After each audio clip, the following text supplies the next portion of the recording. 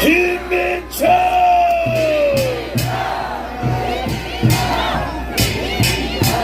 사실 제가 12월 3일 날 계엄이 있던 그날입니다. 그날 제가 제주도당에서 교육을 하기로 되어 있었어요. 근데 12월 3일 그날 새벽부터 계속 토하고 그리고 계속해서 어지럽고 해서 그냥 계속 졸도해 있었습니다. 그런데 그날 저녁에 아들이 계엄이 났다. 엄마 뭐해? 누워있으면 어떡해? 저는 그 말을 들으면서도 이게 꿈인가? 하는 생각을 했습니다. 정말 이게 꿈이겠지? 그러나 몸을 움직일 수가 없었습니다. 하루 종일 토했기 때문에 그리고 하루 종일 아무것도 먹을 수가 없었기 때문에 움직이지 못하고 계속 있었습니다. 그리고 그 다음날 제가 정신이 들어와서는 정말 대통령님을 원망했습니다. 조금만 참으시면 당을 정리할 텐데 왜 참지 못하셨을까? 제가 사실은 원망했습니다. 그러나 탄핵 소추문을 받고 나서는 저의 원망이 잘못됨을 알았습니다. 그 탄핵 소추문에는 대통령이 북한과 중국과 러시아에 적대하기 때문에 탄핵해야 된다고 되어 있었습니다. 이 싸움의 본질은 바로 대한민국이 미국과 같은 자유민주주의 국가로 가느냐 아니면 중국, 북한, 러시아와 같은 나라로 가느냐, 그것이 바로 이 탄핵 소추의 바로 그 핵심이었던 것입니다. 그렇습니다. 저만 몰랐습니다. 저는 몰랐기 때문에 대통령님을 원망했습니다. 그러나 탄핵 소추 투표를 하는 그 소추문을 보면서 이 싸움의 본질은 우리가 자유민주주의를 계속해서 하느냐 하지 못하느냐의 싸움이라는 것을 깨달았습니다.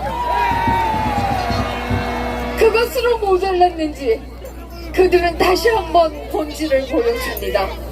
가는 곳마다 중국인들이 탄핵 소추에 찬성한다고 나서기를 않나, 한 번 농사 짓지도 않았던 트랙트가 대한민국 서울 시내를 돌아다니지 않나, 이것이 바로 탄핵의 본질이다 라고 하는 것을 깨달았습니다.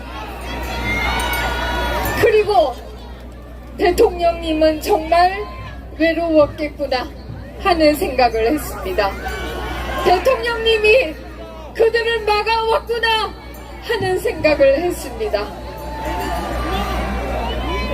그러나 여전히 우리 보수 세력은, 여러분들을 제외한 저희 정치권에 있는 보수 세력은 아직도 이 싸움의 본질을 잘 모르고 있는 것이 사실입니다.